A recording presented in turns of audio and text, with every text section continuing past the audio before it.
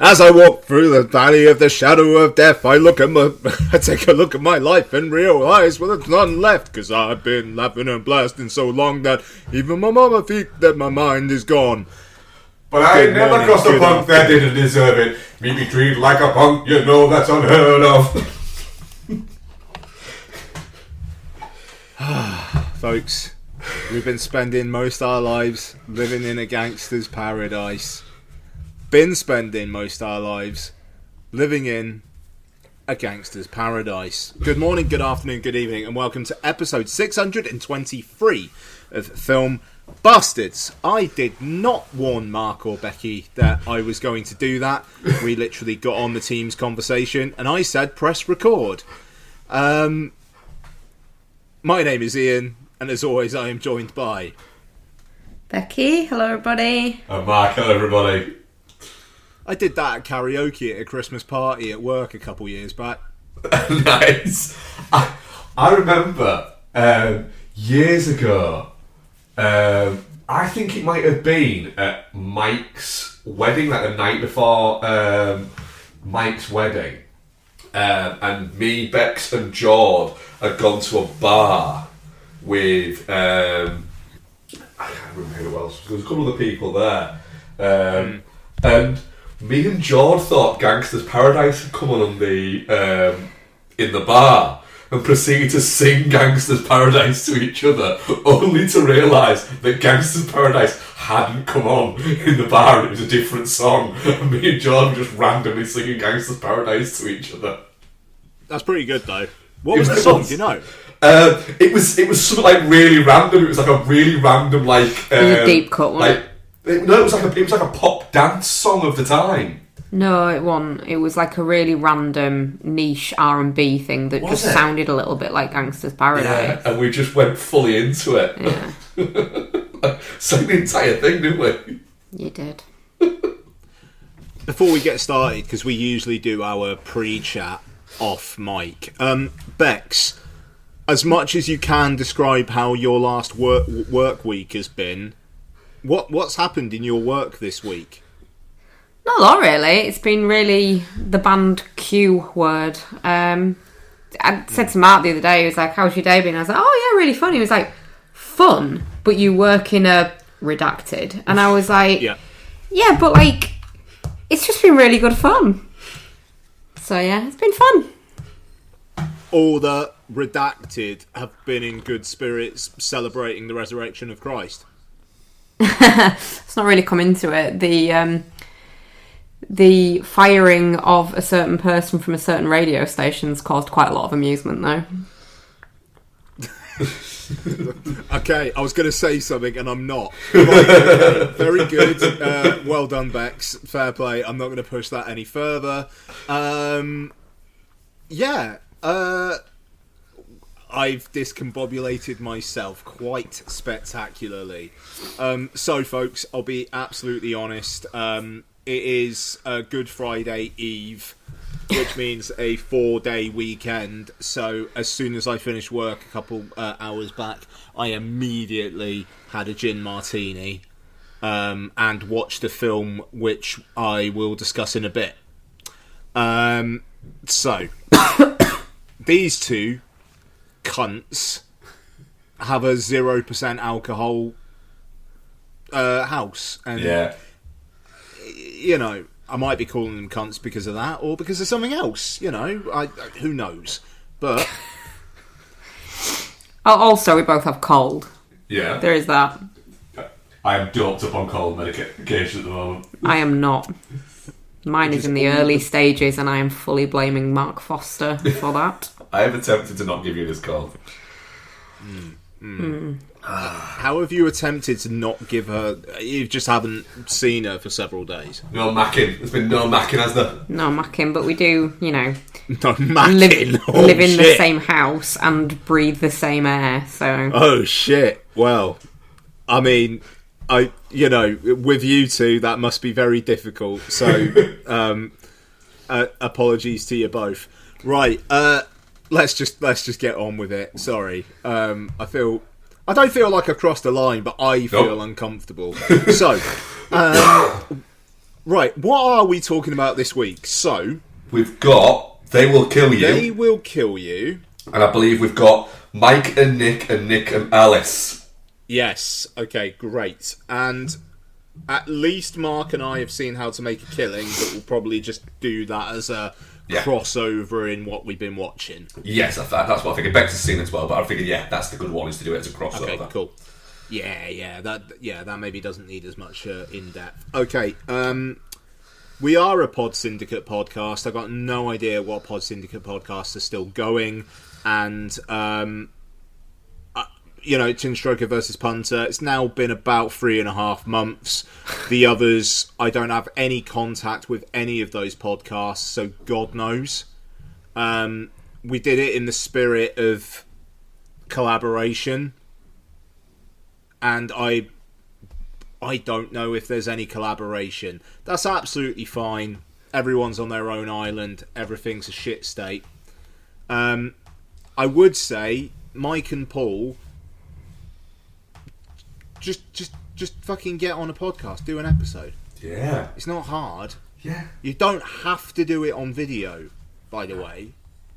Even though everyone's telling you to these days, you don't have to. No. So, Yeah, but life might be Mike, life, and you don't know, do you? Mike, if you listen to this, the secret word is...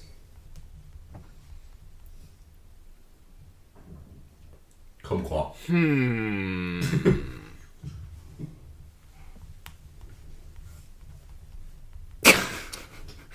What trailers have we been watching this week, guys?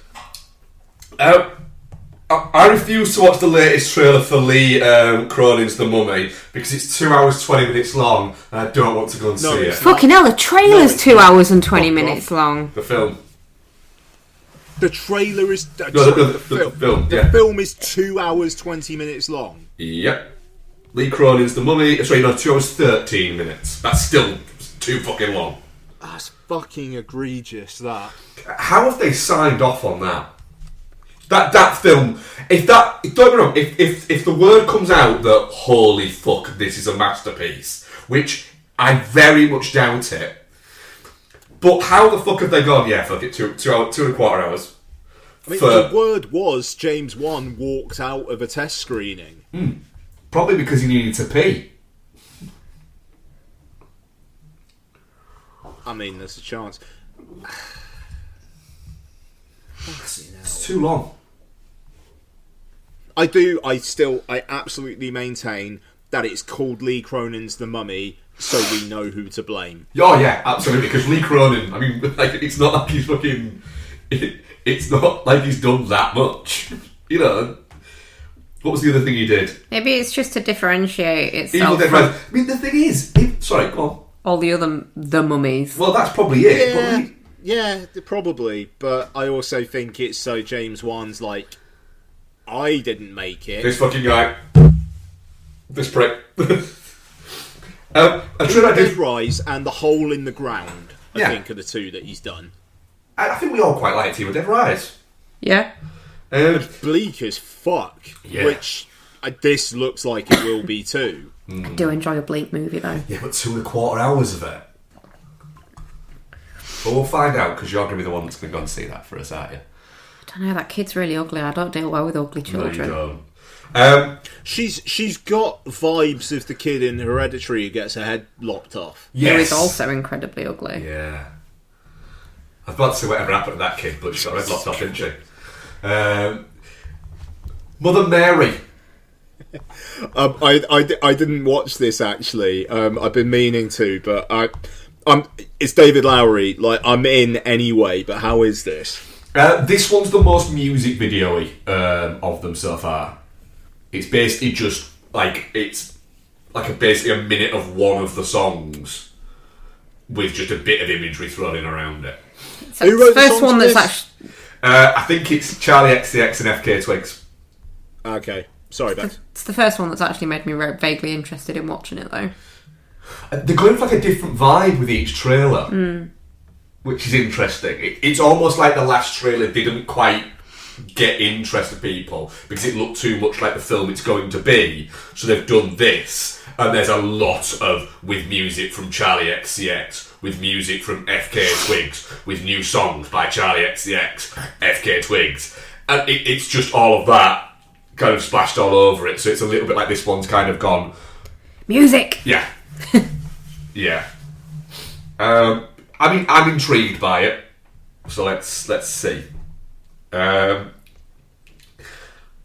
Deep Water.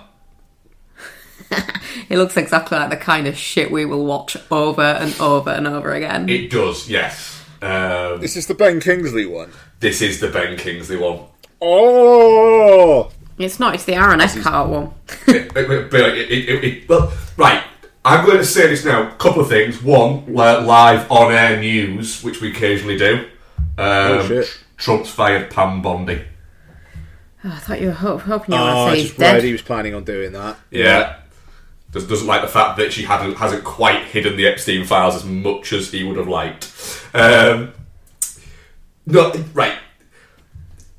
I have long held this opinion that Ben Kingsley is actually shit. And people just think he's good. He's good in Shutter Island. He's fine in Shutter Island. No, he's good in Shutter Island. I think he's fine in it. That's fine, I disagree. He's good in Shutter Island. Right? But I think he actually might be one of those actors that's actually shit. Like a Richard E. Grant. Percentage of films he's been in where he's been good is probably lower than a lot of other Oscar winners. In fact, probably one of the lowest. Yes. Yeah. And I just think it's one of those where for some reason he's considered, probably because he won an Oscar quite early into his movie career, that he's British, he's considered to be a great actor. A posh British accent does cover a multitude of sins, doesn't it? Well, that's people. it. I don't know why. When you look at it, his career... Look at Scott Mills. Yeah. With his career versus someone like Cuba Gooding Jr., who, it's not that far off. Cuba Gooding Jr., bit part actor, then won an Oscar quite early on, and then has been in Money Was Laundered crap since. And I mean, I was... No one thinks, what is it? Cuba Gooding Jr. is actually good. But yeah, Deep Water looks fun. We'll watch it. Again and again, This reminds probably. me of that film where Olga Kurylenko kidnaps Jeremy Irvin and Kelsey Grammer on a hot air balloon that we've not seen sight of since the trailer. Yes. Where's that? Oh, that one. What? Yeah, that... What's it called? The balloon that couldn't slow down. Balloon that couldn't slow down. Oh... Kelsey fucking Grammer. What a piece of shit that guy is. That trailer did happen, didn't it? It did happen, yeah. Yeah. I can't even find anything that's about it now. It doesn't appear to be on Kelsey Grammer's IMDb. It can't get to us because it's blocked by the Strait of Hormuz problems, I think. Turbulence. Oh, okay. Is it really called Turbulence? Yes. Isn't that Ray Liotta film that you love called Turbulence? It is the Ray Liotta and Lauren Holly Christmas movie. Sat on an aeroplane. Oh, that's interesting. Christmas. Do you know what? I've never seen Turbulence. Christmas movie. Yeah, I need to watch more films that you've seen that aren't absolute dreck.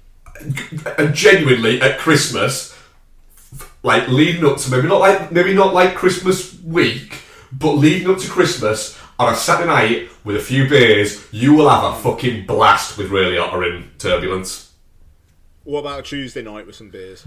If you've got the next day off, go for it. Okay, it's the next day off thing, right? Yeah, because you're gonna want a couple of beers. I'm finding out if Turbulence is actually available anywhere. Ow. No, apparently Turbulence is not out yet. What else have we got? Backrooms.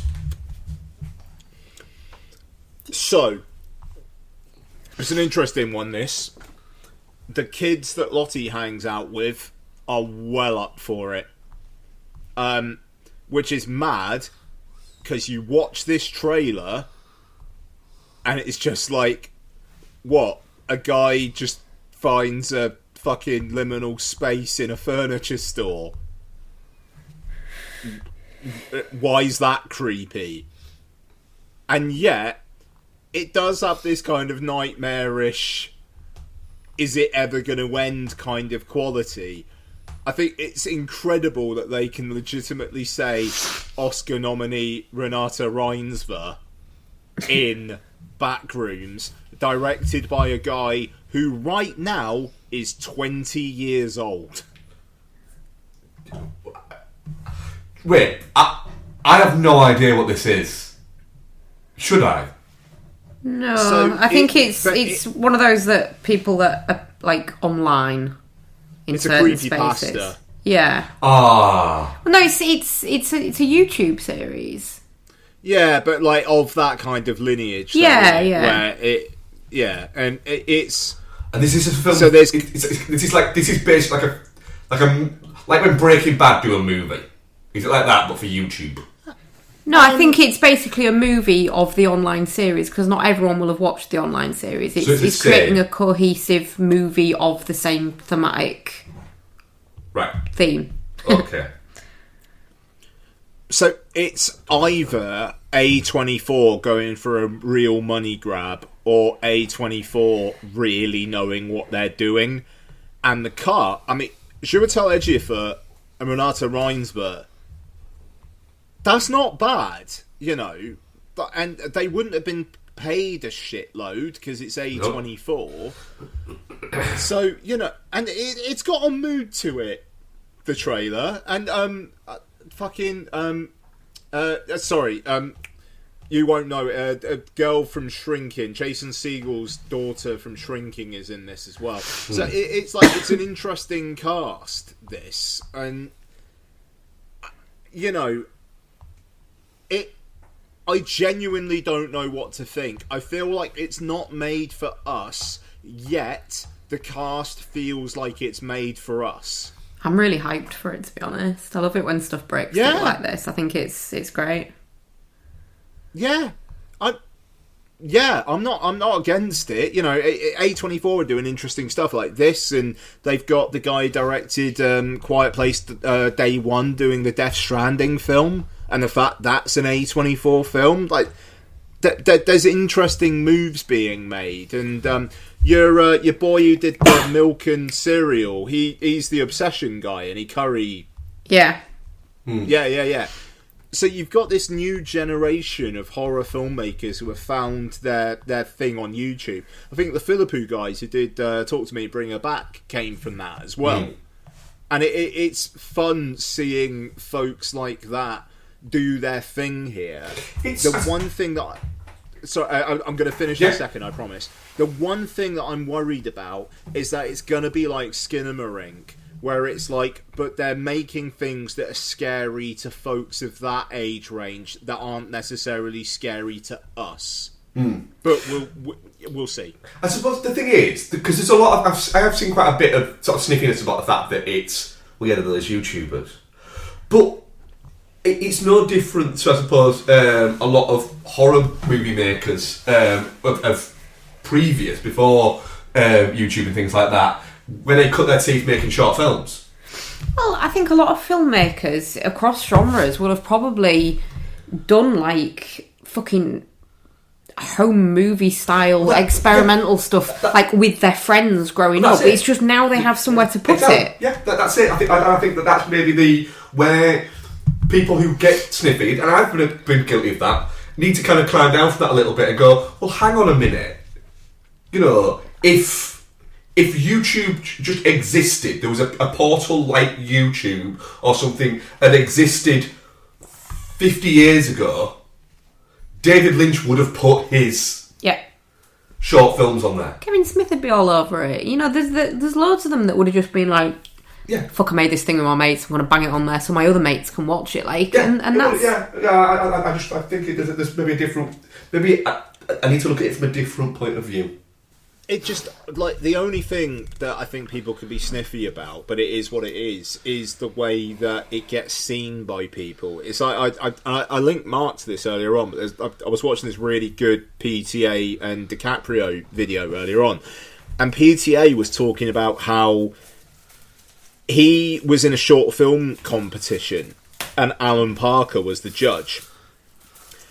And he was like, he was running late, and the short film was the Dirk Diggler story. Yeah. And, like, the competition had finished, and he literally, like, ran to Alan Parker as Alan Parker was driving off, and was just like, I'm too late, but fuck it, and threw the video in Alan Parker's car. And then apparently, like, years later, Alan Parker, like, was just like, you're that guy, aren't you? You know, and like, which is ace. And, you know, stories like that don't necessarily happen anymore. But at the same time, it kind of feels like that sniffiness of, like, you had to make an effort to get shit seen. Whereas now, it's still an effort, though, isn't it? Like, getting this stuff on YouTube and like, getting it noticed. But it's different, but it's not physical. So it kind of feels a bit like, oh, well, you know, it's fucking easier these days.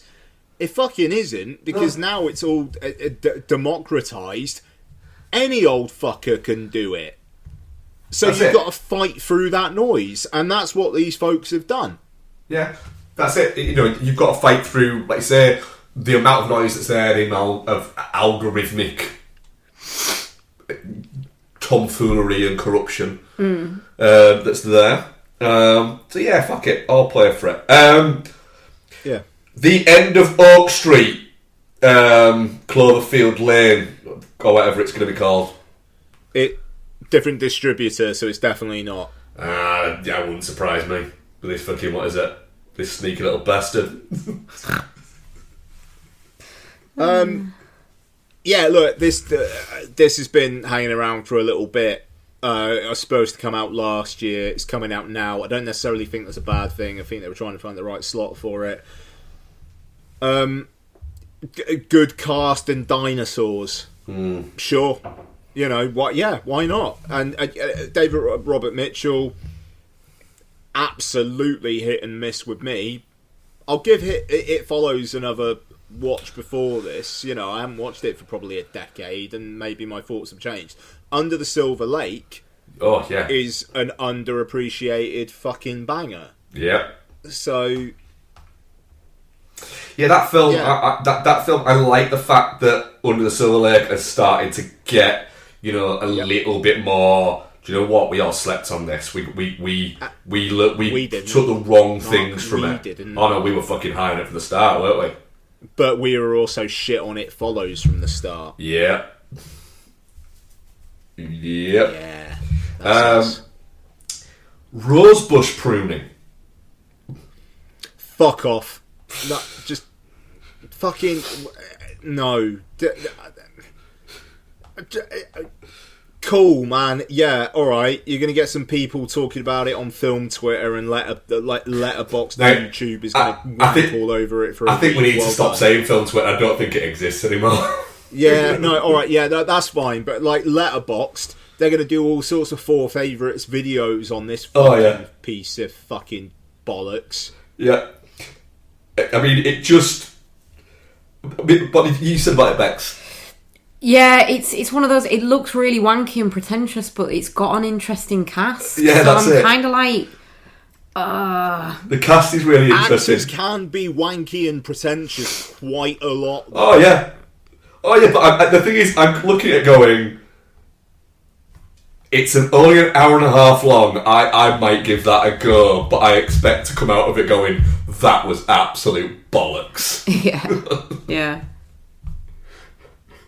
But it might be pretty bollocks.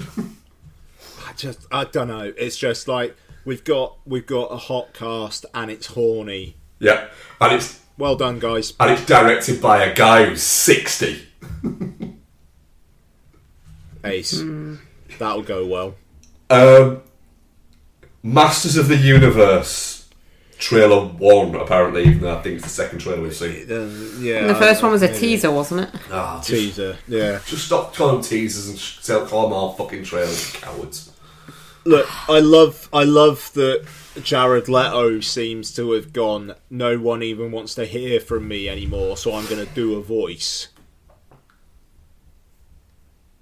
Like, that Skeletor voice It doesn't sound like don't sound like Jared Leto at all. And apparently, that's not him in a suit. It's him just doing the voice. Yeah. Less interested than I was with the teaser trailer, to be honest. This looks like a fucking bit of the green screen nightmare. But Travis Knight, Kubo and the Two Strings, Bumblebee, both good I said it had a movies, Bumblebee dude. energy, didn't I? You did indeed, Max. During the trailer, you said it's got a real Bumblebee energy.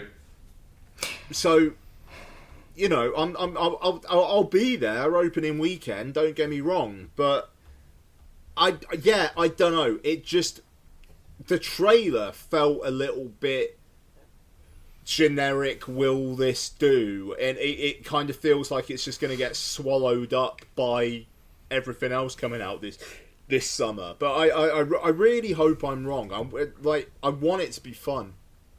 Look, I hear what you're saying and everything, but did you see that one bit where he holds the sword up and says, "I have the power"? I have the power. Because I did, man. That gave me goosebumps. I'm not gonna lie.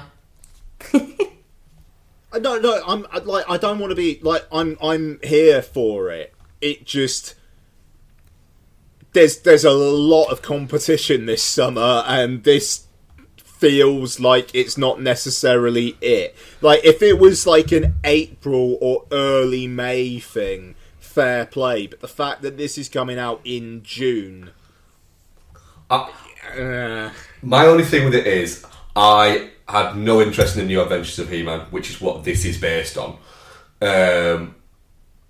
But I am kind of looking forward to seeing what they do with Alison Brie as Evil Lynn. That's about it. I mean, regardless of whether you like New Adventures of Superman, He-Man, or whatever it was called, it can just be its own thing, and you can enjoy it on its own terms. That's fine. But I don't like the mythology that's behind that in comparison to the mythology that's behind He-Man. They're different mythologies. In He-Man, it's just he's on Eternia. In New Adventures, there's space travel and shit like that, and there isn't in the original He-Man. I wasn't interested on space travel wankery. Right. So this seems like that's it.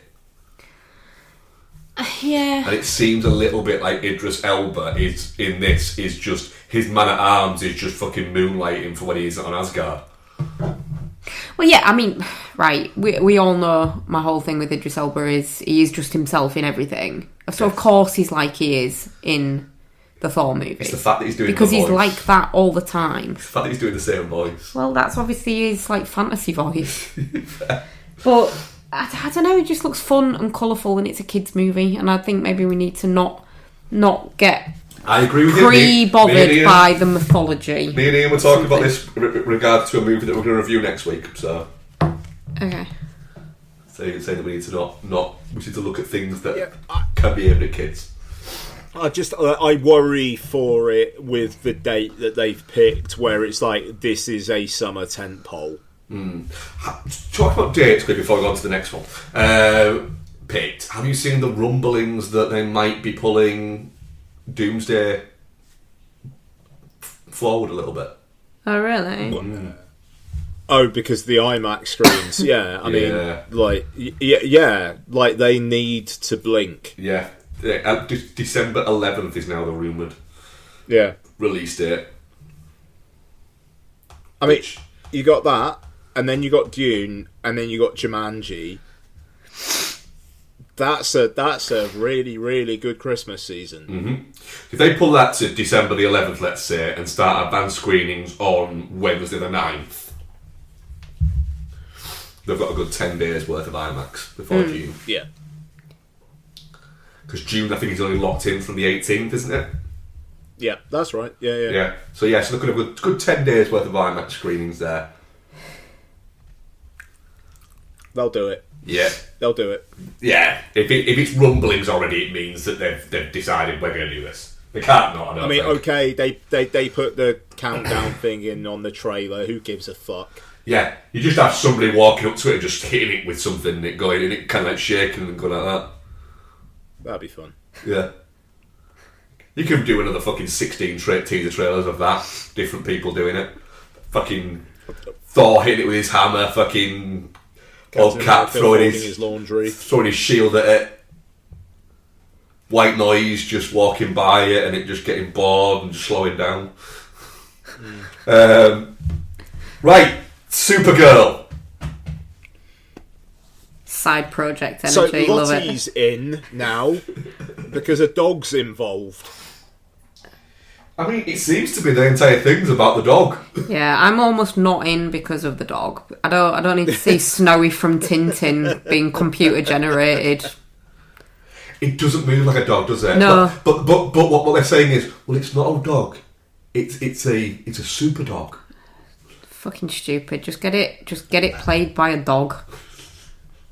It just, again, like with the teaser trailer, it just kind of looks a little bit small scale and slightly TV movie-ish, which sucks, and I hope I'm wrong. I hope there's production value up the wazoo with this. But for them to fucking greenlight and start shooting this before Superman even came out, there's almost the principle of hubris about that I don't like, but also I don't want to feel negative about a Supergirl film in a world where a lot of people are going to be feeling negative about a Supergirl film. So I wish it all the luck, and I hope it's good. I preferred this to the teaser. I'll be honest. I will see this. The new Superman is available on fucking Sky now, and I still won't watch it because it just looks dull. Did you not see it? No, Did I you not? refuse You to not go. see it? It's alright, dude. Like, But I just have no interest in it. It's alright. I just have no interest in it. Whereas with this, it actually looks quite. Millie Alcock's quite charismatic. She's supposedly very good in that Game of Thrones spin-off that she's in, and she's good on red carpets and in interviews and stuff like that. So she's already more intriguing than what's he called, Corin Sweat, that's in Superman. And Yeah, it's Nicholas Hoult they wanted Superman now. but hasn't he got like a bald cap on? Yeah, I don't need to see that. he's good. It's a fun movie. I'm just saying, like, this feels more interesting than another Superman movie. Well, that's it. Yeah, there is an element of we've had a lot of Superman movies. So yeah. Have we got any others? The Breadwinner. Ooh, I didn't catch this. Right, so you didn't need to. So it's Nate Bargatze, who I think is an American comedian. So get this, right? He plays a guy whose wife wins a bunch of investment money on Shark Tank, so he has to look after the kids. Oh. But it's called The Breadwinner, even though it's about him at home staying looking after the kids. Oh. I bet it's just him just not being able to cope with the kids and just like fucking shit up and burning a meal at some point. Yeah, I mean, it is Getting them to school late and he'll be dragging one of them by the hand and carrying the other on his hip under their arm, but like facing forward and backward like a roller carpet. Yeah. Yeah, that's trophy. It literally feels like it's like presented in association with President Trump. Oh. Like it just like real fucking retrograde shite, which actually probably won't make a lot of money, so that's fine. Oh, it's got a real like underwhelming. Oh, they're in it kind of cast as well. If you look on IMDb. Yeah, like Mandy Moore's his wife. It just. Yeah. No, thank you. Colin Jost is in it, who looks. Yeah, that's right. He looks like the default Sim.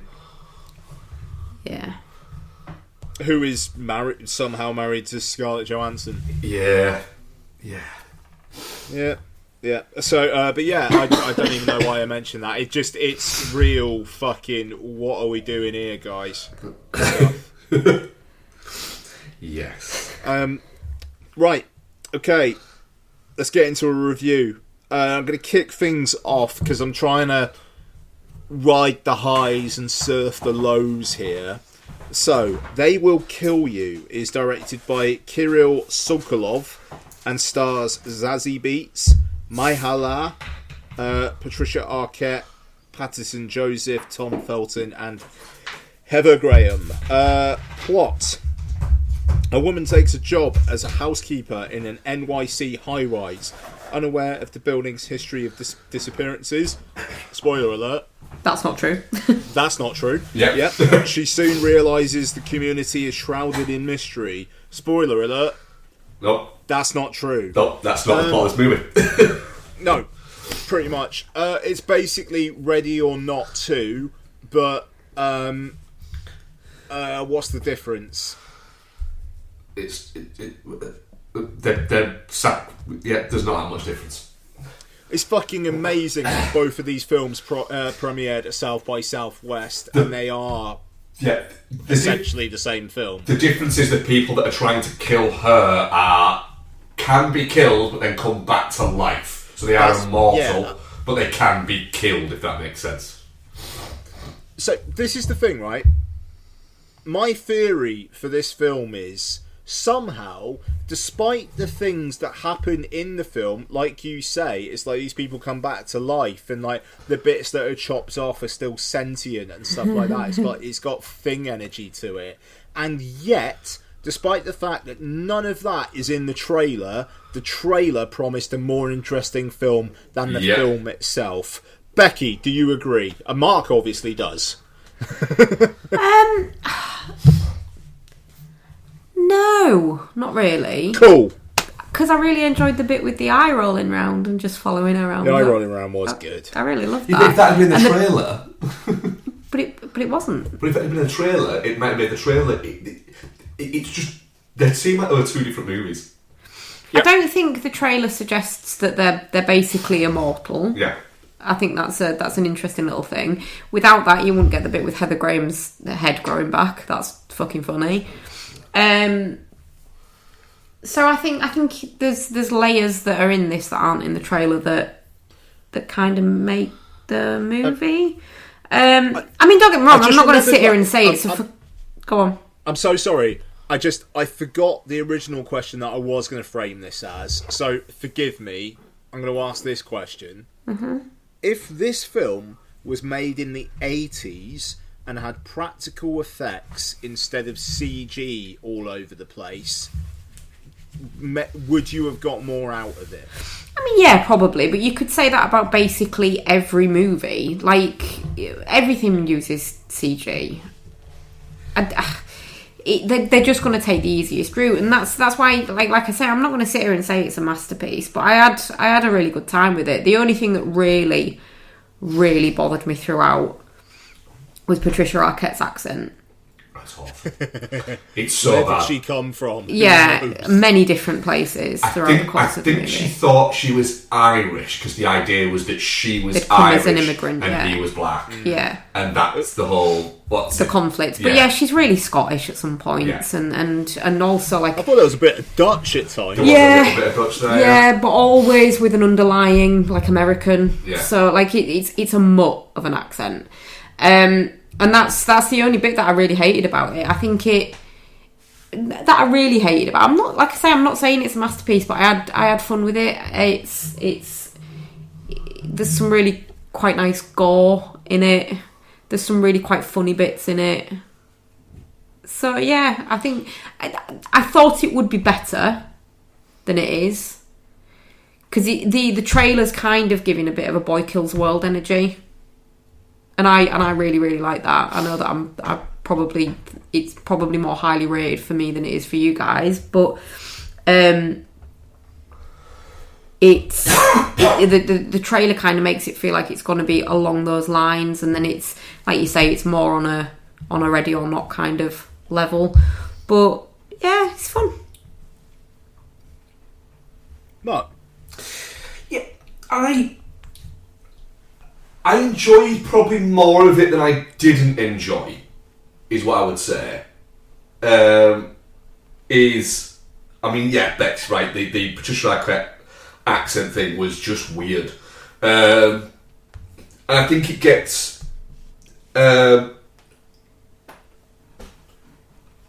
I think it gets a little bit caught up in its. It tries to tell too much mythology in it, and it doesn't work a little bit. It gets a little bit caught up in its own kind of nonsense at points. It's weird. I've never seen. It's rare you get a film where your lead character is so much ahead in terms of performance than the ensemble cast that is put around it. You know, Patricia is not very good in this. Patricia is very much an actress where she can be very good or she can be very bad. And Heather Graham's don't really do a lot, really, in it at all, other than be Heather Graham in this. That's kind of all she does in it. I did enjoy the old couple though. They were fun for the very, very brief amount of time that they were in it. They were kind of scene stealers in the little bits they had. They had like one scene. I know. No, they had the bit where she first comes into the hotel. Yeah. Which they kind of they just feel different, like because it's Heather Graham and them two. Yeah. And they just feel better quality, even in the like few seconds that they actually have. Yeah. And then the bit obviously when they're fighting, they're there as well. And then you've got, and I've made my feelings known on Tom Felton quite frequently, but genuinely the worst actor to appear in major motion pictures of the past 30 years. He is, the best way I can describe him is he is the level of a primary school child doing a nativity. That is how good an actor he is. It is baffling how he gets cast in things and how nobody turns round during the first scene that he's doing anything and going, seriously, could we get somebody else? Anything. A picture that we just tape the words to would be better than this piece of shit. I agree that the thing is, with the CG, it's weird because there's some really not great bits in it. And then there's some bits that I think look at and go, that does look practical, so why have you not done that practical? It sometimes feels like it's easier to do the practical bit. And they don't. And it's a bit weird. I think that what's wild is the CG that looks best is where they've tried to emulate practical effects. Like old school practical effects and stuff. Yeah. And it's like, well, if you're doing that, why not just, use the latex and the fucking glue and the corn syrup or whatever? Like, you're trying to make it look like that anyway. Just do that. Was James Remar doing an impression of Tony Todd for these pig's head voice, do you reckon? I don't know. I enjoyed the pig's head. I did turn around to Bex, lean over at Bex when they said, we're going to see the head. I did lean over at Bex and go, it better be an actual head. It better be just a head. I mean, that's the thing. I was the other way. I was just like, have they got someone cool to be the head of this organisation? So, and I was a little bit like, oh, it's literally a pig's head. So, I don't know, different strokes for different folks. I don't know. I was really, really up for this, based on the trailer. And to be fair, a 10 a.m. showing for what this film is probably not the best one to be in the right frame of mind for. But I'll say I thought Zazie Beetz was great, and I loved how a lot of it was obviously her doing her own stunt work and stuff as well, which ruled. And apparently the part was written for her, which is ace. And I was really into it for the first half hour or so, and when it was a bit more of a horror vibe, because even though there's Satanists and stuff like that, it's an action film, really. Yeah. But while things are ramping up, it did have more horror elements to it. But then, as it went on, it was just right, how many fucking slow motion sequences are we going to have? With some cool finger quotes music played over it. Just quickly, just to it relates to the music bit. In another movie that we're going to talk about later on, there is a genuine bit that music-wise that completely took me out of the movie and annoyed me. But some of the music choices in this were a bit like, you're all over the place. It's almost like the filmmaker is trying to show off the different types of music they can drop into this movie. Yep. And it's a bit like, nah, pick a theme. Don't throw it around. It feels too much like, what am I getting next? And that's the thing, that and a lot of the dialogue felt very, did you just watch Kill Bill before, like, shooting this film? Yeah, there are some very Kill Bill moments, like when the sister's dying and it's like got the bit where it has the text for what she's saying. Yeah. And it's like the bit in the animated bit of Kill Bill where a mother gets killed. I think it's that bit, isn't it? Yeah. And she says something and it has it written next to it, and it's like, oh, come on. Yeah, no, exactly. So, I don't know. I was pretty disappointed. I thought that, just the amount of CG there was in here felt to me like, all right, it was a $20 million budget. If it was $60 million, would this stuff have been a bit like more practical effects driven and would have been better as a result? Which does feel harsh to take against the film, but also the film is the thing in front of me. So, look, I mean, it was like when Tom Felton got his head cut off early on. I was like, oh shit, have they just got Tom Felton in for like one scene? Just because people are like, I know that guy, but what from? And then he's gone. But no, I don't know. Like the eat the rich stuff kind of felt a bit. I mean, it feels a bit played out, and I was disappointed by the end. And not in a way that I was with Ready or Not 2, primarily because I liked the, I don't know, oh God, it sounds so reductive. I like the whole kind of like they're just gonna blow up kind of like manic what the fuck's gonna happen next energy that this film didn't have, because it was like anything that she can chop off, they'll just grow it back again. And I don't know. Maybe if these films were reversed and this came out first, maybe I'd be saying the same about Ready or Not 2. I don't know. Or even a little bit further apart. The trailer had me hyped. Yeah. Sorry, I was just saying, or even if they were just a little bit further apart, the comparisons wouldn't be getting made. The fact that they are literally a week within each other, both in the UK and the US, is someone was not doing their job properly, right stuff. I mean, really. Yeah. Yeah. But I could get how you get something out of it as well. So there's, I don't know. I just, like I say, I was really looking forward to it based on the trailer. I think Zazie Beetz is great. And I'm not into a lot of what this film's trying to do. Never mind. It's shit. It's definitely shit for me, but it won't be one of the worst of the year. Trust me. I don't think it's shit. I'm a very mild, definitely not shit. Yeah. Because I like Zazie Beetz in it. She's very good in it, actually. She's fun in it. Yeah. And the fact, like you said, that she did a lot of her own stunts, there's quite a lot of work in that. It's like fun. Yeah. Yeah. Yeah. I mean, yeah. I'm definitely not shit on it, but it is disappointing compared to what I think we were all expecting from it.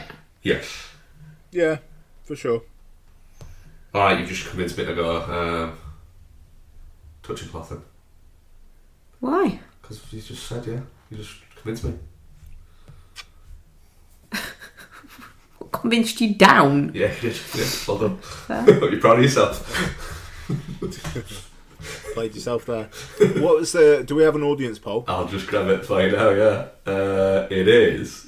Right, definitely not shit. It's 50% between definitely not shit and touching cloth. Let's go again. Okay, so umming and ahhing here about what to do. No, I'm gonna kick it to what we've been watching. Yeah, all right. Go ahead, guys. What have you been watching? We've only watched a couple together, haven't we? We have. I think. So we have watched. What have we watched together? We watched Blade Runner, didn't we? Yeah. It's just really fucking good, isn't it? Why have we decided to watch Blade Runner? Because we wanted to watch something really fucking good. I think that was it. Yeah. Yeah. And you just said, "What about Blade Runner?" And you were like, Actually, often what we say when we say we just want to watch something really good, but I think it was quite late on at night, but we had the next day off, didn't we? yeah. It was Saturday. And we got in from work late, hadn't we? Yeah. And so we're like that. But what we'll often do there is we'll look at our iTunes library, won't we? Because we've usually got some decent stuff in there, some like big hitters. And we're like, Beck said, but Blade Runner. And it's your favourite movie of all time, isn't it? It is, and every time I watch it, I'm a little bit nervous that I'm going to watch it and go, the magic's gone. that's actually, I'm over it. Did that happen? No. No, because fucking it's an absolute fucking banger. Just made me want to buy loads of coats. Yeah. There's really great coats in that movie. It's just so good. It is, yeah. It's just even like the pacing of it, because it's a film. It's under 2 hours, and quite a lot under 2 hours when you're taking credits. You know, it's about an hour and 50. When you're taking credits, which is not like a lot under 2 hours, but it's enough under 2 hours. There, but you do feel like you've watched a. You feel like you've lived there. You feel like you've watched a 2.5 hour movie. Yeah. But not in a bad way. No. It's not upset as well, you get to points when you're rewatching it where you go, oh fuck hell, we're here already. Yeah. And then you go, I thought this happened like way later on. You'll pause it and be like, we're an hour and 10 minutes in. Yeah. I think what makes it so fascinating to watch as well is the moral ambiguity of it.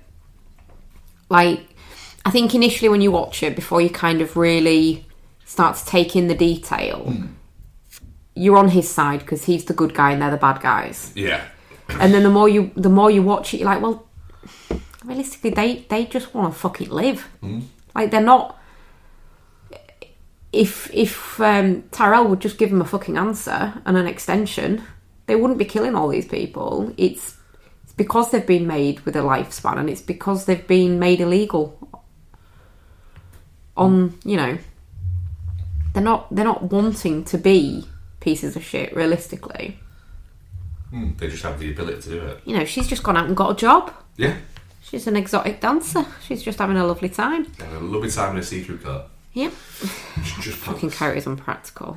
What? That coat is so It's unpractical. so unpractical, yeah. We probably should have done one to watch on our own, so then we could segue nicer. Well, I haven't watched anything. I've only watched 2 on my own, so we'll do that before we do our next one that we watch together. Okay. I'll speed round one of these because I watched what? I know exactly which one you're going to have to speed round. What? Why are you laughing? Because you're a child. Why? Because I watched G2 The Mighty Ducks. Yes. 2. Again. Yeah. It's not as good as the first. It's basically almost the same story as the first, but it's not as good, and you've got more characters in it that just make it a little bit more confusing. Yeah, it's just not as good. I also rewatched the. Right, I'll go through the cast of this movie first, because it's a weirdly stacked cast. This, so you've got Paul Rudd, Elizabeth Banks, Zooey Deschanel when she was Zooey Deschanel, Emily Mortimer, Steve Coogan, Hugh Darcy, Catherine Hahn, Rashida Jones, T.J. Miller, Adam Scott, and Sterling Brown are all in this movie. Right. Yeah. It's the movie Our Idiot Brother. Oh, yeah, okay. Which... So, have you ever seen this, Bex? No. So the premise is, you've got Paul Rudd plays a guy called Ned, who is an organic... No, sorry, he's not an organic farmer. He's a biodynamic farmer. And at the very start of the movie, he's just an affable, nice guy. Yeah. And just believe... He's like the original nice car. Okay. But he basically gets tricked by a police officer into selling the police officer drugs by the police officer literally going up to him at his farmer's market stall and asking if he knows anywhere where he can get some weed because he had a really tough week. And he's like, even if I did know, I couldn't tell you, could I? He's like, alright, that's fine. I had a really tough week, that's all. He's like, alright, well, maybe if I did. Then basically gives him it. The cop then insists that he pay him for it. And then the minute he goes, alright, just $20. He goes, alright, cool, you're under arrest. Oh. Which I'm sure is entrapment. But I would say so. But the story actually starts when he gets out of prison. He gets released on good behaviour. And thinks he's going back to his girlfriend, Catherine Hahn, to live on the farm with her and his dog, Willie Nelson. But she's actually then started a new relationship with TJ Miller, so he isn't allowed to live there and she won't give him the dog. So he has to go and stay back at his mum's, but he doesn't want to stay at his mum's because it's a bit weird. So then he keeps staying at various sisters. So his sisters are played by Liz Banks, Zooey Deschanel, and Emily Mortimer. And then keeps going into their lives and kind of, just by being himself, accidentally causing chaos. But it's because what he's actually doing is exposing the chaos within their lives to them. So, spoiler alert for a 15-year-old movie that nobody's seen. He goes to Emily Mortimer's and exposes that her douchebag husband, played by Steve Coogan, is having an affair. Right. Then goes into Elizabeth Banks' life. And basically, she's like a tabloid journalist. Yeah. And basically refuses to go along with her exposing this really shitty story about somebody. Right. And then goes to Zooey Deschanel and basically accidentally tells her partner, Rashida Jones, that she is pregnant because she's been cheating on her. And all this, and they end up blaming him for it. And he's like, none of it's my fault, it's all your fault. Yeah. But it's a really... I'm actually really enjoying my rewatch of it. It's just Paul Rudd walking around being really sweet, nice to people. And everyone... It exposes that they're all just shitty. Yeah. And what they can't cope with is just that he's actually just a nice guy. Yeah. And yes, his niceness is sometimes a real naivety. But it's just because he just wants to see the nice in people. And just wants to do the right thing by people and won't do the wrong thing by people. And also, he just wants his frigging dog back. Aww. So yeah, it's a fun, sweet little movie, to be honest. I actually really enjoyed my rewatch of it. But it is just mad the amount of stacked cast it's got. Yeah. Yeah. But in the end of it, he ends up saying I need to move out of the city because I can't cope with all this city life. So he ends up moving into a more of a communal out of state place, and he's just going to make candles out of old candles that get donated to him with TJ Miller. So him and TJ Miller's character are just going to make candles. And at the very end of it, his dog runs off. Willie Nelson runs off. Oh no.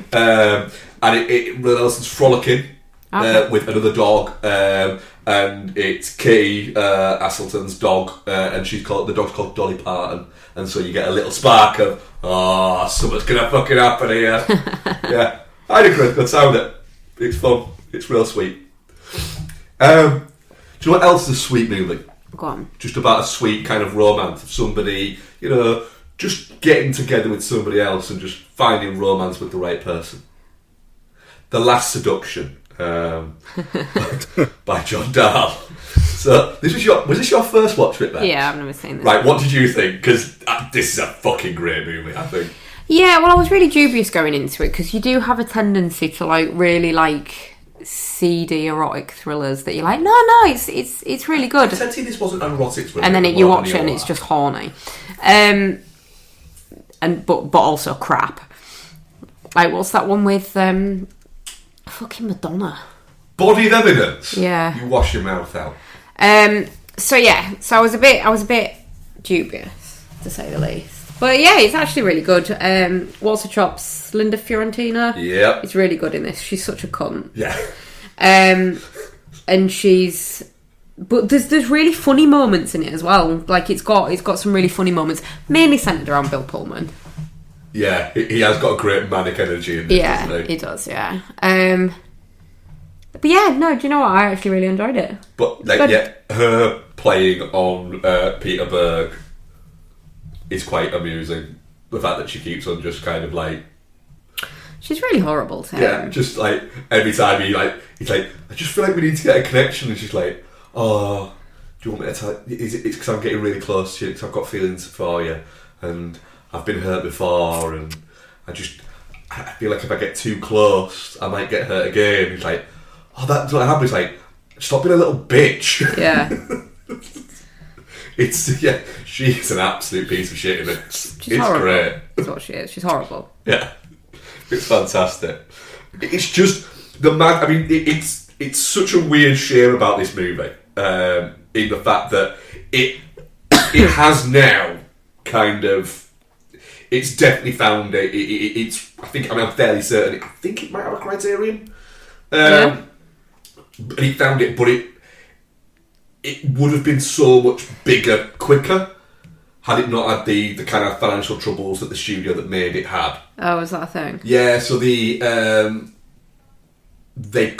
finished the movie, they knew they had a good movie, it had played some festivals and done really well at festivals, but the production company that owned it at the time just didn't have the money to release it. Yeah. So what they did was they sold the cable rights before it came out in cinemas. So it ended up showing on cable. Yeah, you did. Before it went out in cinemas, which meant it couldn't be eligible for any awards. So although it did, its budget was around about $2.5 million. And then what they did was they sold the cable rights for the budget, then started putting that into marketing. But the cable company's like, well, shit, we can put this on there. So it ended up coming on cable like the week before it came out in cinemas. Yeah. And so it ended up kind of like, it did well at box office. I think it still made like over $6 million. But it was just, that kind of meant that it, a lot of people were saying, Linda Fiorentina's given one of the best performances of the year, couldn't be nominated for any awards because technically it counted as a TV movie. Yeah. So it was such a shame that happened to it, and it kind of took the wind out of its sails a little bit. Yeah, because it is genuinely very good. Yeah, and then our other one is our segue one. That will segue into where we watched How to Make a Killing. Yes. The movie from like a few weeks ago that 8 people watched. Yeah. It's a bit weird how like just nothing that's been.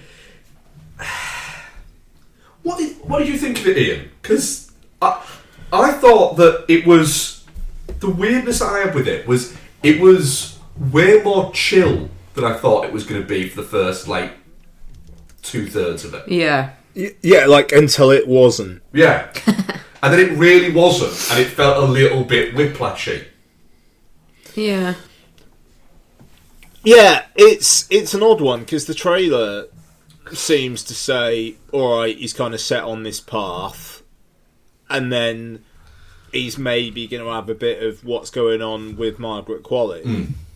And then it's not that at all. Margaret Qualley is basically a fucking angel of death hovering over the whole thing, while he has a really fucking depressingly doomed relationship with Jessica Henwick. And the killings themselves don't take up that much of the film. Like, Topher Grace gets the whiv in this and is done in a scene. Yep. I mean, I would say that Margaret Qualley being second build in it is a little bit of a stretch. Yeah. Yeah. No, like, for sure. Like, Jessica Henwick should probably be second build in this. There's an argument to say Zach Woods should be fucking third build. Yeah, he's in it more than Qualley. I mean, I get why Qualley is there, but is there a little bit of a danger with Qualley that she is playing this role a little bit too much? Yeah, it's like a hot girl who may or may not do an accent. Yeah. It is. It's just... When you get into the point where, like, 50 to 60% of your performance is your legs, this is a person who quite likes Margaret Qualley's legs. It is getting a little bit... I mean, I don't think it helps that, like, that she was in those two Ethan Coen films where she was just doing a fucking awful accent in Drive Away Dolls, and then is just in a fucking awful film in Honey Don't. Yeah, I think when you couple those in between all of these, it's feeling a little bit like she's in an awful lot, but has she been... How much has she actually been fucking... Alright, fair enough, she's great in that. It'll be interesting to see how she does in the next, like, 10, 15 years. You know, because, bless her, Andie MacDowell kind of disappeared. Yeah. I mean, I think it'll be interesting to see if the same happens. I think she's a better actress than her mum was. Sure. Her mum basically was with as much respect as I can put on it, was a hairdo and an accent. That's mean. But it's true. Kind of what Qualley's doing, though. But it is a little bit, it is a little bit... She's legs and an accent. She's legs and I am really fucking hot. Yeah. But, yeah, I thought this was all right. Like, don't get me wrong. It just... You don't really care about him, and then by the end, you've got no reason to care about him whatsoever. And yeah, it just, like, it's kind of cynical. But then it's only in the last 20 minutes is it really, really that. And it felt... I don't know. It felt a bit formless to me. But not without its charms. Like, Glenn Powell was good as always. Like, Jessica Henwick, I thought was decent. I liked Bill Camp. Yeah, I mean, Bill Camp, when he shows up in anything, he just makes it that bit better. And like you said, Powell and Jessica Henwick's chemistry was really fun. Like, you notice straight away, oh, they're clicking. Yeah.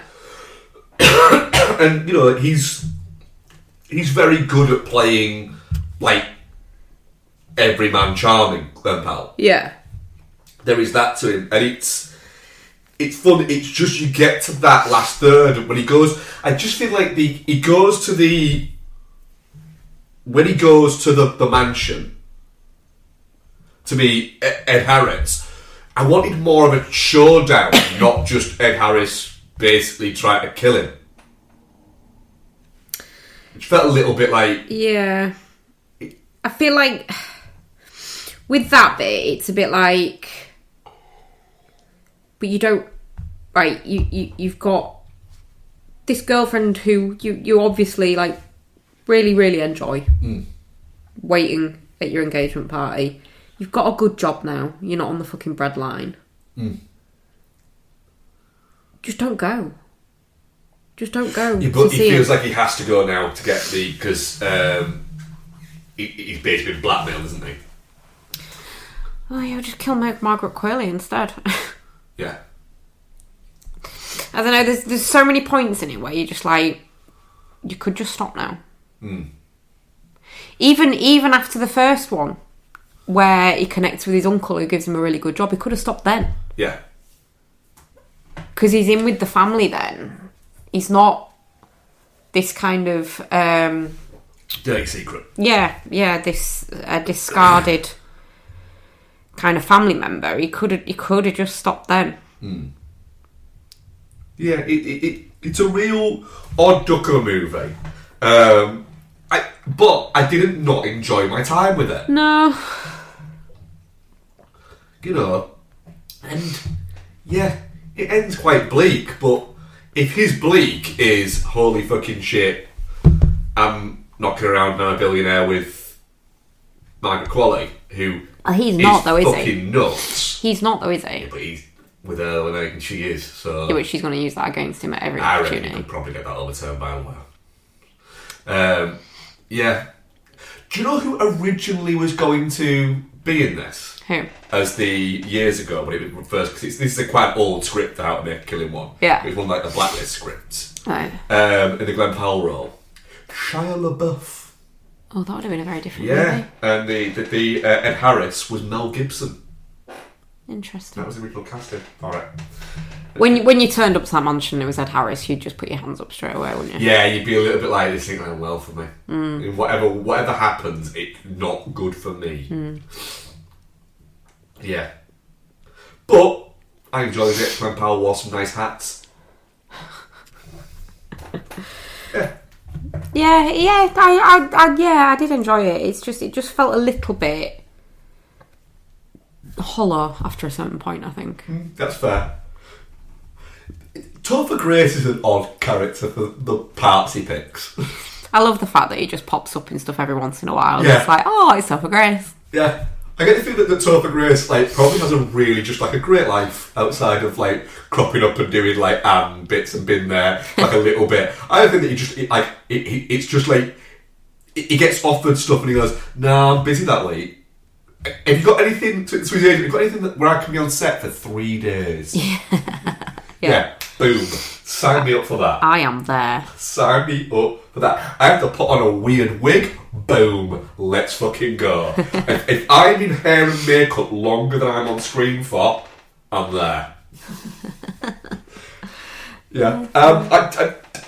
If we're going to rate it, I'm going to say definitely not shit. I had a good time with it. Yeah, definitely not shit, yeah. It's fun. Yeah.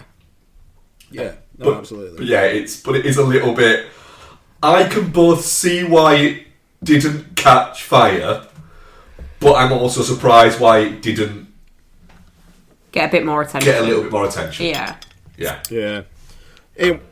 20 years ago, it would have made a good amount of money. Yeah. And weirdly, I think it's one of those where I like the fact that these films get released in cinemas, and occasionally they hit, and sometimes they don't. But I feel that if this would have been the Apple movie of the fucking month, or the Netflix movie of the week, it might have gotten a few more eyes on it. It will probably be quite. There is that. Yeah, there will be a little bit of a.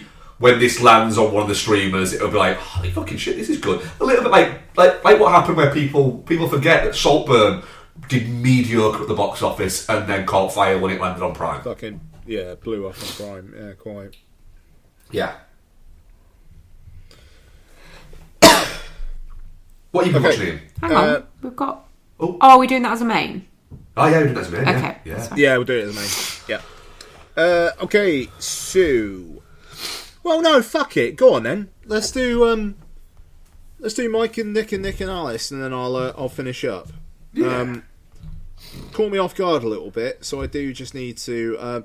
It's written and directed by Ben David Grabinski. Mm-hmm. Great name. Just the fact that he is Ben David, and stars Vince Vaughn, James Marsden, Isa Gonzalez. Keith David, Jimmy Tatro, and Arturo Castro as Dumbass Tony, who gets the single best character, like the single best line said to him. Dumbass Tony, you stupid fuck. I love it. Honestly, Jimmy Tatro, I love that guy. I will watch him in anything. I've decided. He's got a real energy to him, doesn't he? He's yeah, he has. Anyway, right, we'll talk about it. Okay, two friends, yeah, sure. Navigate the dangerous world of organised crime. No, this is just fucking... I said this to you, didn't I? The synopsis on IMDb is just like, that's not even what the trailer suggests it's about. Right. Okay, yeah. Two friends navigate the dangerous world of organised crime, testing their loyalty and survival skills as they get deeper into the criminal underworld. No. Alright. Nick, played by Vince Vaughn, travels back in time to prevent the murder of his associate Mike, played by James Marsden's murder. Yeah. That's better. Right, I'll start. I had a terrific time with this last Friday night. It was some great comedy. I actually cared about the characters at the end. There's a sequel set up at the end that I was like, we'll watch. Looked like a movie, sounded like a movie, and alluding to a point you made earlier in the podcast, Mark, I really like the don't look back in anger bit, and I hope that wasn't what you were referring to. No, it's not that bit. Okay, good stuff. Alright, cool. But yeah, no, I thought it was cracking. I wish Vince Vaughn in real life would maybe shut the fuck up a little bit, but that, hey, but it's good to see him in movies, and I thought he had a really good time with Vince Vaughn, with James Marsden, and the Gilmore Girls bit. Oh, yeah. That took me by surprise, that bit. It's interesting. Ben David Grabinski was on Blank Check a couple of weeks back, and they were talking about it, and he was like, anything James Marsden says is my opinion. And then I had Donna watch the scene, and she was just like, yeah, he's right. Is he vexed? Because you're a Gilmore Girls, right? I haven't watched the revival bit, but they're all terrible boyfriends. But then Rory is also a terrible person, so it's probably fine. So did you get spoiled then? What do you mean? If you've not watched the revival, I won't watch the revival. Yeah. It's fine. Oh. It's been out long enough that I'm not gonna whine about it. Like he says, Rory's pregnant at the end of the revival. Yeah. And it's the lad she meets in college, the newspaper lad. Logan. Yeah, that's him. Yeah. I think the most stuff that I heard about the revival was that she didn't she have an affair with Dean, who's married. He's married. Yeah, that's right. So, yeah. She instantly loses all sympathy. But yeah, the Gilmore Girls stuff was hilarious. And then when at the end when it's about her being pregnant and they reference her being a Lorelei, it's like, oh, Keith David's like, it is like the Gilmore Girls. Yeah. It's fucking great. I mean, I'm going to echo what Ian said. I had a really good time. I think it helps the fact that Vince Vaughn is, like you say, I wish he'd shut up outside of what is it, because he's really charismatic to watch in things. Yeah.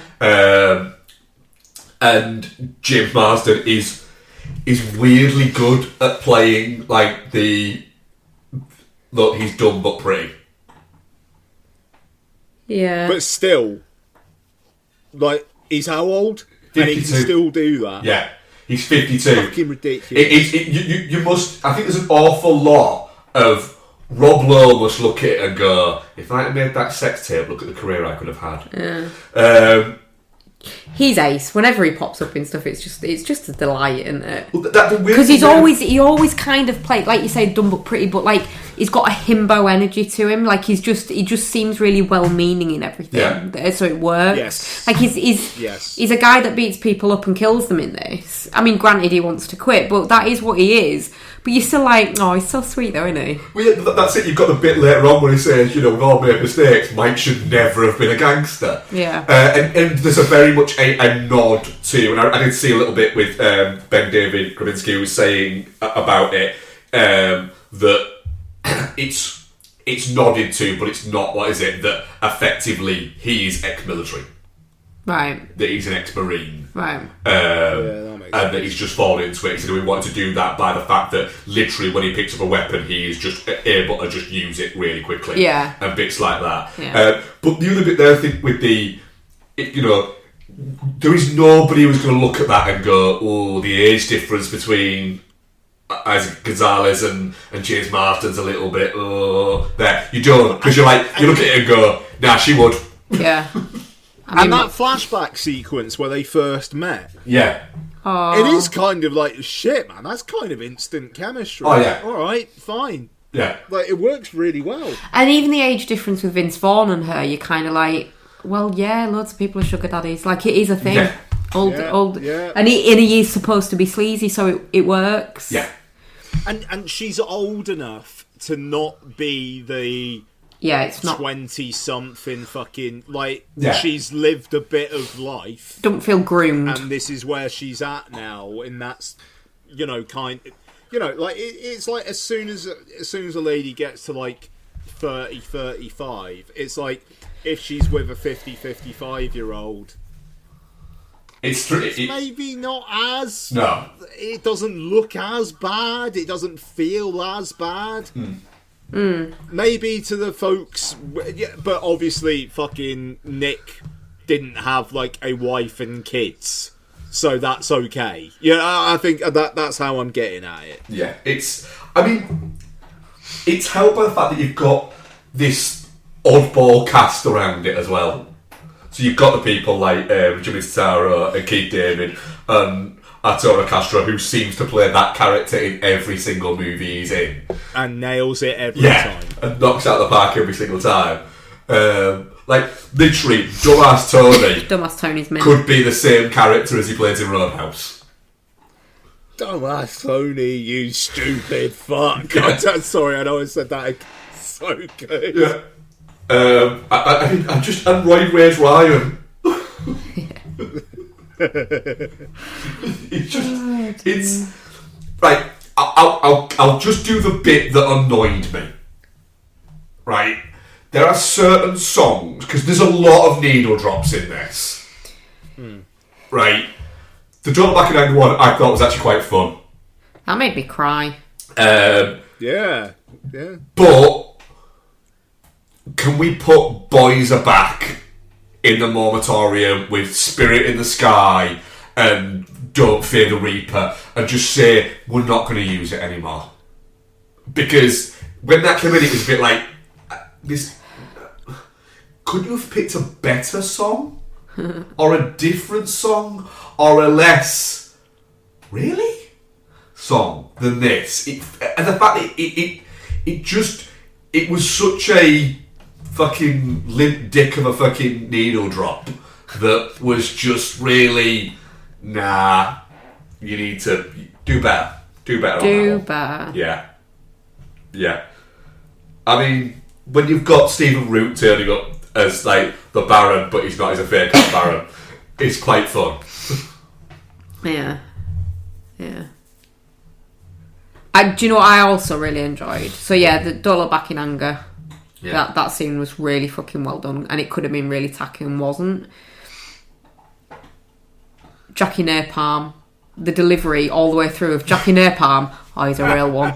He's a real one. Yeah, the fact that he never turns up. Yeah, that there's never a flashback to him at all. No, but it's always just and he's a real one. That he was the rat. Yeah.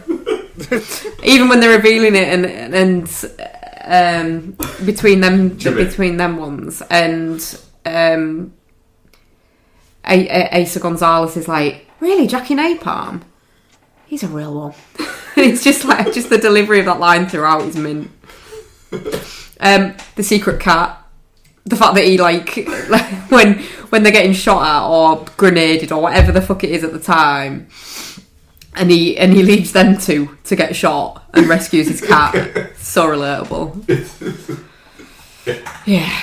Yeah, the cat thing was it's quite fun.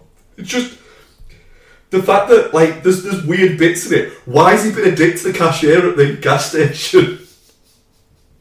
He wants sugar-free He candy. really was a dick. Yeah, but he doesn't need to be that much of a dick to him. No, but he wants sugar-free candy, Mark. Yeah, but I just...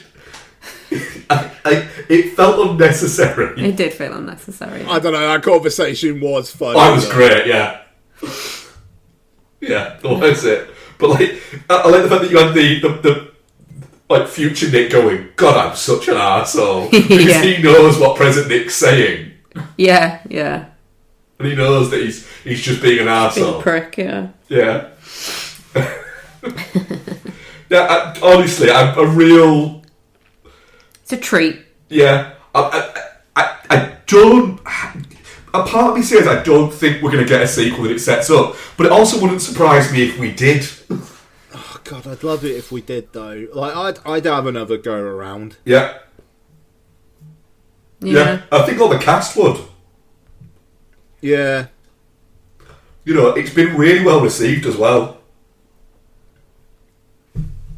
It just, I get, like, if this was in the cinema, like, I kind of get it, because it's not one that necessarily is going to make bank anymore in the cinema, and it's good as a, this is on Disney Plus, keep subscribing thing. It looks good. It looks like a movie, dude. Yeah. Like, it would be good on a big screen, this. But it's also one that looks good on the side of a bus to advertise Disney Plus. Yeah. As a weird thing. It just, like, I can, you know, it's a weirdness of, I would happily go and watch this in the cinema and not feel, not come out of it going, I felt a bit streamery to me. It feels like a real movie. It looks like a real movie. Yeah, 100%. I'm fine with that. It's interesting though, because like Ben David Grubinski was saying that, like, okay, it's for a streamer. He had no one telling him what to do. There were no studio notes. Like, he made the film he wanted to make. And it's like, maybe if it had a bit more money and it was for theatrical release, maybe that would be more of the thing. And it was interesting as well. He said that he got the rights for Don't Look Back in Anger before they announced that they were reforming. And he was just like, if we tried that after, we would have been fucked, and the film would have been fucked, because that was a very specific song for that scene. Yeah.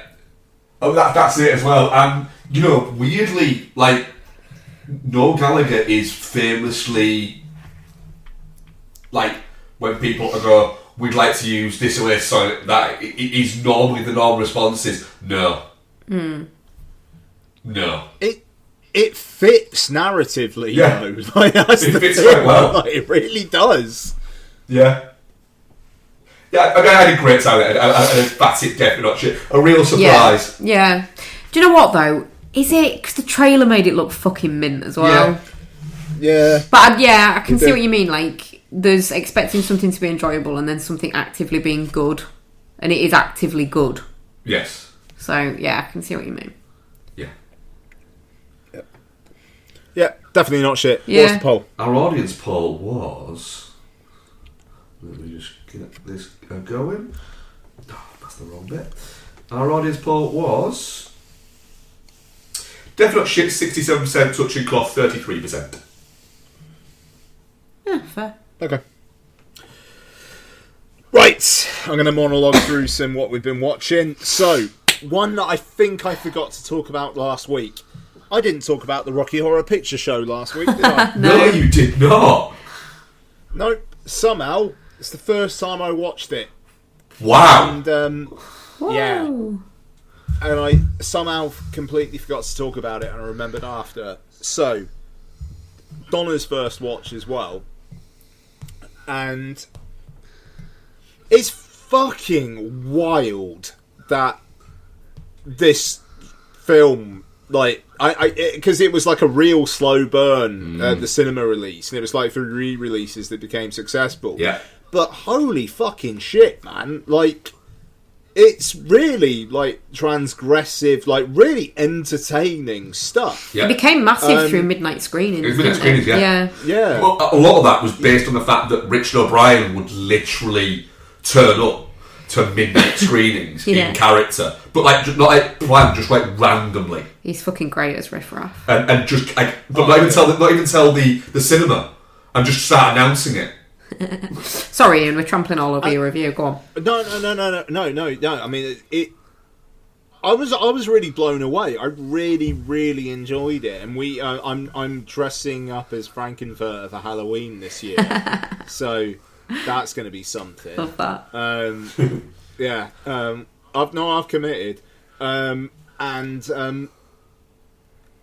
the thing is, I will say, I think the third act, it doesn't quite have the bangers that the rest of it does, and like the way that it ends, it's quite depressing, Yeah. and that like the rest of the film wasn't quite doing that. But I you know, there's some numbers in this that are incredible, and Tim Curry and Richard O'Brien are going for it so hardcore. It's a great deal of fun. Even like the fucking opening credits, where it's just like the mouth singing at you, Yeah. and it just establishes such a mood. And I really enjoyed it, and I bought the 4K on a 3 for $50 in Amazon, and it looks terrific. What? I mean, it sounds great as well. A But yeah, couple of things I'll say to you on this here. First of all, one is at some point, and it will happen, you'll be able to do it. It will happen in Cardiff at some point within the next 18 months. Because they happen all the time. Yeah. go to the show. Go to a screening of it. Yeah. At a cinema, because you will get the audience participation bits in it. Yeah. Yeah, that'd be fun. So you get the things like before that they say like the clouds were, and before it says it, it's like describe, and the audience just shout, describe your balls, and it's like the clouds are heavy, dark, and pendulous, and there's all of those bits that come into it where it is very much it's great. And the other bit is I have done Rocky Horror Picture Show, haven't I? Yes. As like actually as theatre. Yes. As Frankenfurter. Oh, you play Frankenfurter? I played Frankenfurter. Me and a friend, we were both Frankenfurter, but did it on alternative nights where we did it over a weekend where we did 2 performances. I think he did the Friday, I did the Saturday, he did the Sunday, I did the Monday, didn't I? And I think it was over like a bank holiday weekend, wasn't it? Yeah. It might have even been an Easter one. And on the Saturday night, the Saturday night screening was, we went out for a party afterwards, didn't we? Yeah. And I went out in York in full fucking Frankenfurter outfit. Hell yeah. And I was at work at TK Maxx the next day, wasn't I? Yeah. But got hammered, woke up, quickly kind of got took all my makeup off, quickly washed my hair in at the sink and went to work, and didn't realise, because I was hungover, deeply hungover, and because I was one of the managers at TK Maxx, I was wearing a white shirt, and under the lights of the customer service desk that I operated from, you could see the fact that we'd been getting random people while we were on a night out to kiss me, so I had loads of lipstick marks all over me, so you could just see all of these kiss marks all over my chest and my arms and everything. Yeah. It's such a fucking great movie, though, isn't it? It's Yeah. and Meatloaf, for the brief amount of time he's there. Before, this is pre Pre-Meatloaf. Is this Battle of Hell? Yeah. Yeah. He's fucking excellent, isn't it? Yeah. And Frankenfurter's entrance. Yeah. I mean, name a better entrance, I'll wait. Like it is definitely one of them when he's coming down in the lift. Jim Shon actually was concerned about the amount of cocaine that Meatloaf was on until somebody had to say, he's not on anything. That's just him. His voice in this is amazing as well. Yeah. Sorry, Ian, carry on. We jumped in there. No, that was cracking. Yeah, Rocky Horror Picture Show, loved it. So I'm really glad you loved it. I'd love Thunder. to rewatch it as a first watch again. I would love to rewatch it as a first watch.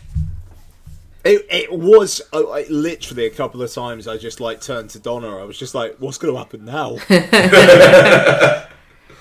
But like we're talking about all and the. It just keeps on. Sorry, go on. No, I was just going to say it keeps on like pulling through with that. It's like here's another fucking thing you didn't think was going to happen. Yeah. It's great. The thing is, the larger than life characters kind of get all the attention, but it's Barry Bostwick and Susan Sarandon are fucking mint in it as well. Yeah. Oh, yeah, absolutely. Delightful film. Now I want to rewatch it. Do it. I will. Days of Thunder.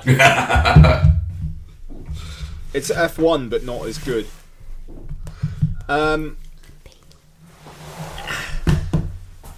Right. It looks great. It sounds great. Cole Trickle's a fucking bellend. Yes. And there's so much time spent on how much of a prick he is. And he just has to keep on jumping over I'm a prick hoops. That by the end, I'm like, yeah, alright, cool. You won the race. Nicole Kidman being into you doesn't make any sense whatsoever. No. You are a basket case and you guys will split up again straight away. But it looks and sounds amazing. The fact everyone on set was basically doing coke is not a surprise whatsoever because it is so high and low and high and low and high and low. Yeah, I mean, that's like I say, it's wild that fucking that Tony Scott is like the only person who wasn't on cocaine during this movie was the star. Yeah. It also makes me laugh that Carrie Elways is so doing Mexican non-union equivalent Val Kilmer. It's fucking amazing. And I think if you asked Kerry Elwes if that's what he was doing, he would just go, absolutely. Yeah. It's incredible. Days of Thunder. LA Confidential. Right. How was this on a rewatch? Because it's a... So... I always find this an odd rewatch. It's one of those ones where it's like, you kind of feel like going in, it's a classic of the 90s. Yeah. And you're watching it, it's like, this is fucking ace. And then by the end, it's not quite there. Yeah. And, like, Basinger... I was watching a clip of, I think... Something that she won the Oscar for this. Yeah, I was watching a clip of, I didn't listen to the podcast, but I saw a clip of, it might have been a Rewatchables talking about it.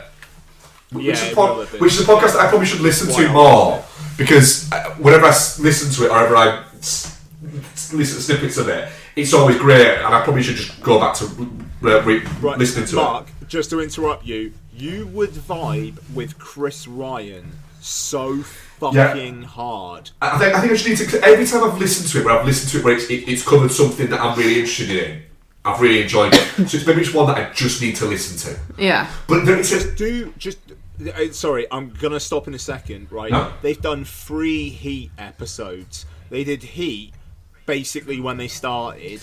Did a reheat when it was like, all right, they've got some new categories they talk about. Then did a 3rd heat where they had Michael Mann on. Yeah, I think I should go to listen to it and just listen to a few like of the older ones and then just start listening to it there. But yeah, one of them was talking about the Kim Basinger and saying she's crap, like she's crap in it. Why is no one talking about it? Yeah, and he's right. And I literally I rewatched this because I knew they were doing this. Like they did see right. So Mark, they did CR month. So Chris Ryan is a guy who's on the rewatchables quite a lot. He's not the main host. Bill Simmons is the host. But they did CR month where they did Sicario, To Live and Die in LA, The Nice Guys, LA Confidential. I can't remember the other one. They did one other. But honestly, if you were going to program a month of films to talk about, that's a good month that you would talk about, I feel. Yeah. Just listen to... Do me a favour. Before next week, just listen to their To Live and Die in LA episode. Listen to the whole thing. And if you're like, nah, I'm alright, you don't ever need to listen to another rewatchables. Right, I'm getting it set up. My podcast I can listen to on the way to work tomorrow. Alright. But it's cracking. It's a great podcast. Sorry, carry on. No, it's your doing it. It's your show. I thought you were. I thought you were on something. And no, I'm just saying about the LA Confidential. It's one of those where it's enjoyable while you're watching it, but weirdly, you think about it in like the same mind space as things like Usual Suspects and Seven and Heat and things like that, because it came out around that kind of period, and it's like, nah, it's a little bit crap.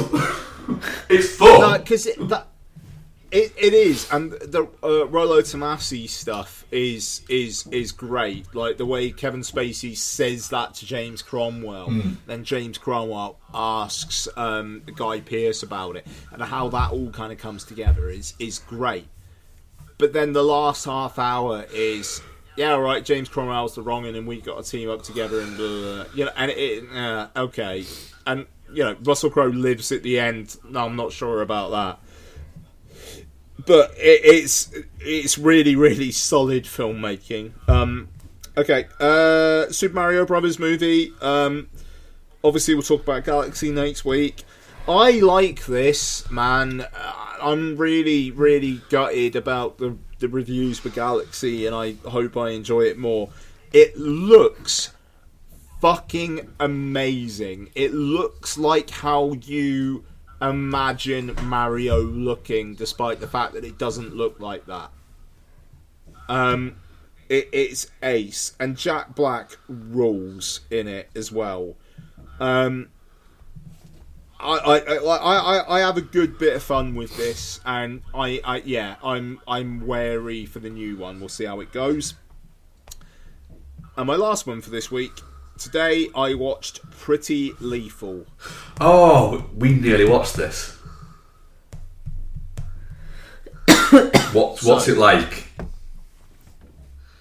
A bunch of ballerinas are travelling to a ballet in Eastern Europe, and their bus breaks down, and they walk off to get some help, and wouldn't you know it, they find themselves in a bar where a couple of rival gangs are beefing with each other, and one of the gang's heads is Uma Thurman, who is an ex-ballet dancer, of course, who's really pissed off. Wouldn't you know it? And I thought through the film, hang on a second, have I missed something where they were actually led here? No. It is literally, she's got a bunch of ballet shit all over the place, and they just so happen to be there.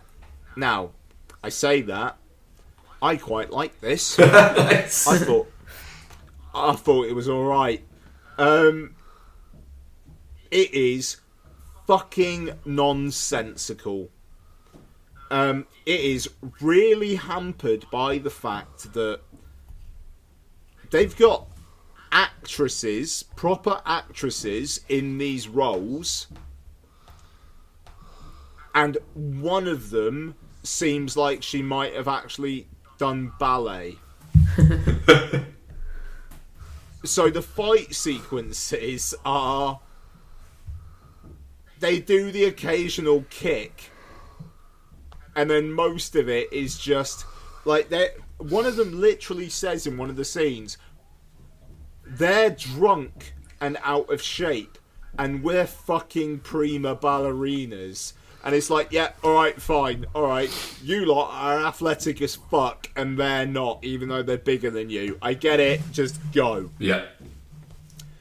But what this does result in is a couple of action sequences which are cracking, but also in those action sequences, one of the Apatow girls is in it, and Millicent Simmons, the deaf girl from A Quiet Place, is in it. And they're I'm sure they're perfectly good actresses. They're not ballet dancers. I don't think it's offensive for me to say that.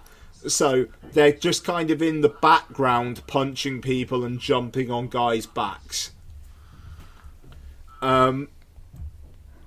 But there's a couple of sequences where the lead girl, whose name I will get because it's really rude of me not to, Maddie Ziegler. Oh God! And actually, What? Maddie Ziegler's in it. Who is she? She's a Dance Moms alum. Oh, is she? It's her, yeah. The one that was She's a in what? Sia's movie. Is that her? Yeah. The one that, what's it? Shia LaBeouf's trying to get into his cage. Yeah. I mean, she's the dancer then, isn't she? 'Cause Yeah, she was a dancer. Yeah. no, she seems to be able to dance. I don't know who she is, but like, and she's the lead in this and is good. At dancing and fighting, but the rest obviously aren't. So it's filming around them. Isn't it Iris Apatow? Yeah, Iris. Yeah, that's it. Iris Apatow. She's good, like in the film, but where you've got fight sequences where it's these bunch of ballerinas, you do just have that main girl doing the ballet and fighting, and the rest of them are just kind of in the background stabbing people. but there's like charm in that. That's the thing. And the idea, just the whole idea that they are ballerinas, so they are really, really fucking fit and can probably kick some ass better than heavy drunk dudes, is played well. I won't spoiler it, but then also, it's rather anticlimactic in how it ends. Their lead action sequence happens maybe 5 or 10 minutes before they escape. And I will leave it there. I had a perfectly decent time with it. So it's produced by 87 North, which is like David Leitch's company that make this and Love Hurts, and they did The Fall Guy, and Yes. so, and it's an awful lot better than Love Hurts, and that got a cinema release. So there's that at least. Good time, man. On Amazon Prime, it's an hour and a half. I think we'll I'm not going to say it's great, but definitely it's see what fun. next. Yeah. Yeah, no, I thought it was fun. Okay, Twitter questions or questions. We don't have any this week. I think again I need to start putting this out a bit earlier. I think that was my bad again on that one. I apologise, guys. But don't wait for me to put it out, guys. Just fire them in at any point you can on our Instagram. The ground. Yeah, Rick, you bastard. No, I don't mean that. You're the best listener. What? Rick's the best listener. The rest of you need to do better. He's the When one you to do beat, better, guys. I'll call it out. Him and Dylan are the two that Yeah, fire yeah. across the question. Actually, Dylan as Yeah, well. yeah. Yeah, sorry. Dylan and Rick, you two are the best listeners. If anybody else wants to be a best listener, make some fucking effort. Yeah. What we're covering next week, Ian? Next week, we are covering the Super Mario Galaxy movie. Bex, you seeing that? No. Yeah, you are. No, I'm Okay. not. You are. I'm not. I've not watched Alright, the no. other one. Alright. The drama? Yeah. Yeah, do the drama. Okay, and Fuse is also out. No. I'm intrigued by Fuse. It's a Sky original. If it was on Sky, I'd watch it. I'm not going to the cinema to see Fuse. That's the thing. I'd like to see it. I think it looks good. There is also, it's probably going to be on Sky in a couple of months. Yeah, that is a fair point. We'll see. It looks watchable. It doesn't look give up your day watchable. Well, yeah, that depends. You're a weird guy. Hey, look, at the very least, you have Super Mario Galaxy and you have the drama, which is about... Yeah. I am fascinated to see how that film goes down once people knows what it is about. Yeah. Yeah, okay. You're making me nervous now. Is it something shit? No, it's not shit. It's how they deal with that in the film Could be fascinating. is... Yeah. Yeah. Alright, thank you very much, Becky. Thank you very much, Ian. Thank you very much, Mark. Thank you very much, Ian. Thank you very much, listeners. You got off light from me tonight, I feel. You were quite well behaved, Better. actually. Yeah. Yeah, Yeah. I don't know. I feel like the audience have disappointed me tonight. Bye-bye. Bye. Bye.